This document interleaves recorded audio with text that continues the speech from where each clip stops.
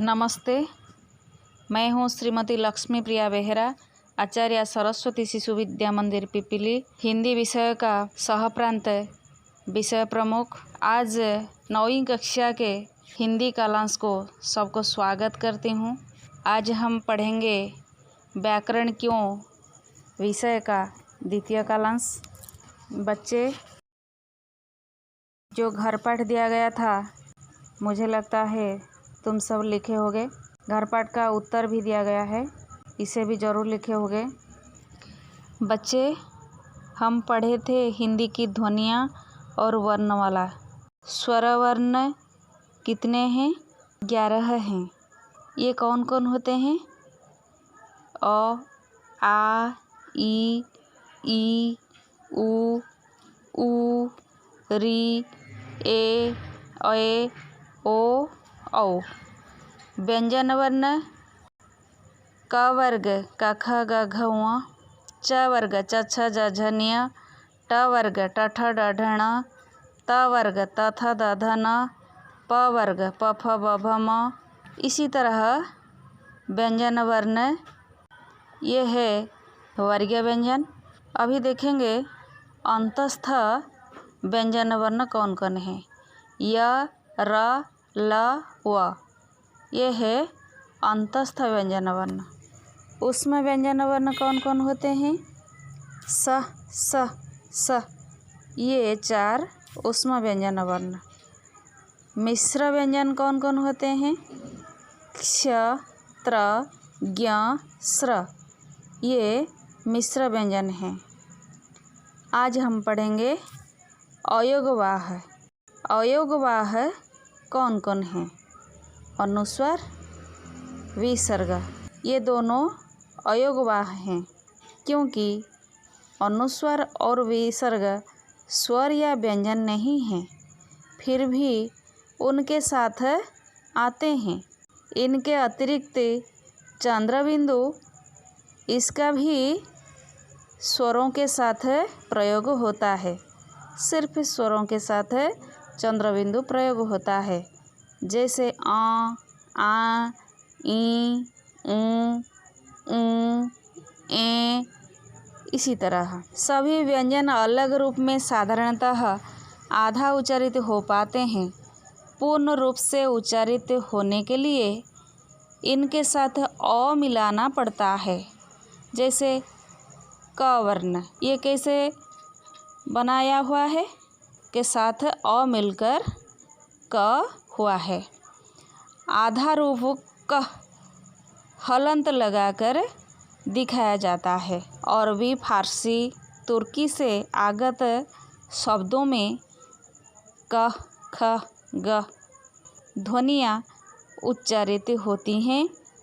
अंग्रेजी से आगत शब्दों में आ, ज, फ का भी उच्चारण होता है। स्वर वर्ण किसे कहते हैं? स्वर वे ध्वनियाँ हैं जिसके उच्चारण में मुख विवर से बाहर आती हवा का कहीं कोई अवरोध नहीं होता। स्वर ध्वनियाँ जब मुंह से निकलती है, वह आते समय कहीं जगह पर अवरोध नहीं होता, ये स्वर कहलाता है।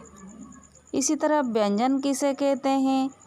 व्यंजन वे ध्वनियाँ हैं जिनके उच्चारण में मुख विवर से बाहर आती हवा का कहीं न कहीं पूर्ण या आंशिक अवरोध होता है। अ वर्ण का कोई मात्रा नहीं होती है। आ वर्ण का मात्रा ऐसे।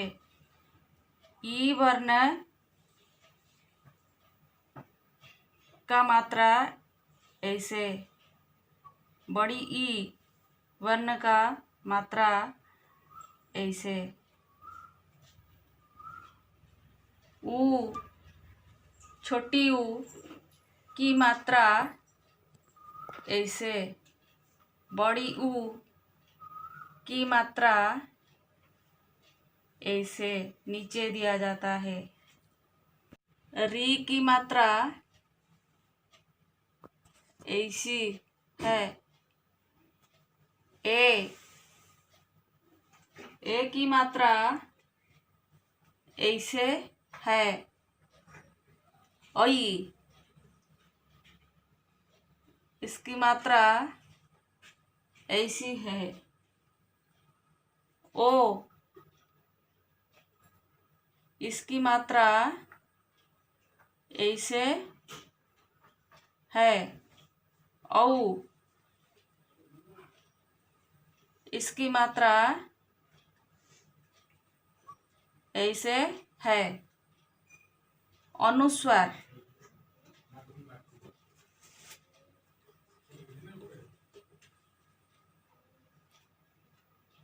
ऐसे है।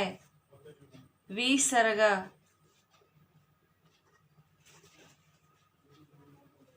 ऐसे है।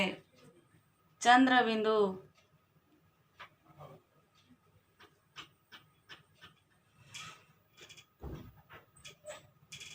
ऐसे है। अभी उदाहरण देखेंगे। आकार की मात्रा इसी तरह क में दिया जाता है। ईकार ऐसे हम लिखते हैं। दीर्घ ई या बड़ी ई की मात्रा इसी तरह हम लिखते हैं। क में छोटी ऊ की मात्रा इसी तरह हम देते हैं। ये दाएं ओर आकार की मात्रा, बाएं ओर ईकार की मात्रा, बड़ी की मात्रा दाएं ओर और ह्रस्व की मात्रा नीचे, दीर्घों की मात्रा भी नीचे दिया जाता है।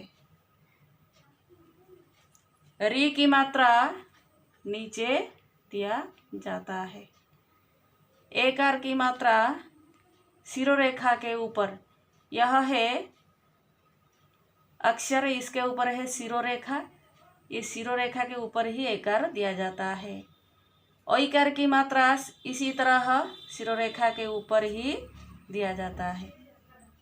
ओकार की मात्रा देखो ऐसे दिया जाता है। औकार की मात्रा इसी तरह दिया जाता है। अनुस्वार ये भी अक्षर के ऊपर शिरोरेखा के ऊपर ही लिखा जाता है।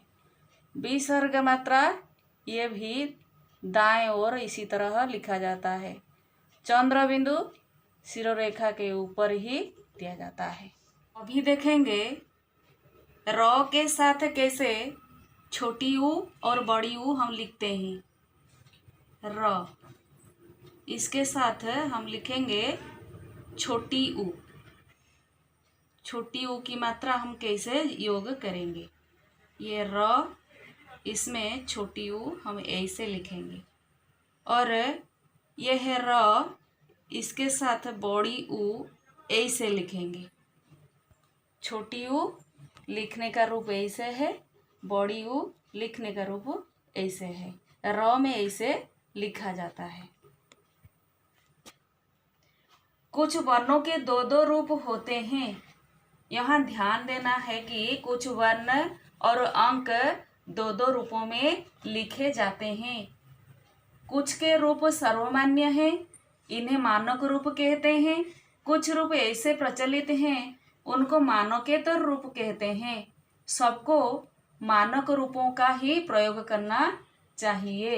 अ का मानक रूप ऐसा है और अ का मानकेतर रूप ऐसा है। आ का मानक रूप ऐसा है, आ का मानकेतर रूप ऐसा है। री इसका मानक रूप ऐसा है, मानकेतर रूप ऐसा है। ख ये मानक रूप है, ये मानकेतर रूप है। छ ये मानक रूप है और छ ये मानकेतर रूप है। झ ये मानक रूप है, झ ये मानकेतर रूप है। ण ये मानक रूप है, ण ये मानव के तर रूप है। इसी तरह किताब में देखोगे ध, भ, ल, स, क्ष किसी तरह दिया गया है। अच्छी तरह से किताब से देखकर समझोगे। अर्ध व्यंजन वर्ण ये 4 प्रकार से बनते हैं। एक प्रकार है हुक हटाकर, जैसे देखो हुक वाले अक्षर है क, फ, ये क का हुक है, फ का यह हुक है। ये हुक को हम हटाकर क्या करेंगे, आधा व्यंजन बनाएंगे। जैसे ये है आधा व्यंजन, और ये फ ऐसे आधा फ, ये आधा क और ये आधा फ, ये हुक हट गया। इसमें और दूसरा व्यंजन वर्ण जोड़कर हम ये अर्ध व्यंजन है, इसके साथ हम व्यंजन वर्ण जोड़कर संयुक्त व्यंजन बनाएंगे। और इसी तरह कुछ वर्णों की खड़ी पाई हटाकर भी हम अर्ध व्यंजन बनाते हैं। जैसे ये है ग, यह है खड़ी पाई, ग में यह खड़ी पाई है, इसको हटाकर हम क्या करेंगे, अर्ध व्यंजन बनाएंगे। इसी तरह ध या घ, घ का यह है खड़ी पाई, इसे खड़ी पाई हटाकर हम अर्ध व्यंजन बनाएंगे। इसी तरह च, यह आधा च या आधा व्यंजन वर्ण ऐसे हुआ। ज ऐसे खड़ी पाई हटाकर हम अर्ध व्यंजन बनाते हैं। झ इसी तरह हम खड़ी पाई हटाकर अर्ध व्यंजन बनाते हैं। और नियम इसी तरह खड़ी पाई को हम क्या करते हैं, हटा देते हैं, अर्ध व्यंजन बनाते हैं। ण ये खड़ी पाई को हम हटाकर इसी तरह हम अर्ध व्यंजन बनाते हैं। त को इसी तरह हम अर्ध व्यंजन बनाते हैं। थ ये खड़ी पाई को हटाकर हम ऐसे अर्ध व्यंजन बनाते हैं। और तीसरा है कुछ वर्णों के नीचे हॉल चिन्ह देकर, जो वर्णों का खड़ी पाई नहीं है, ये वर्ण है व, ये वर्ण का खड़ी पाई नहीं है, इसके नीचे हम क्या करते हैं, हॉल चिन्ह लगाकर अर्ध व्यंजन बनाते हैं।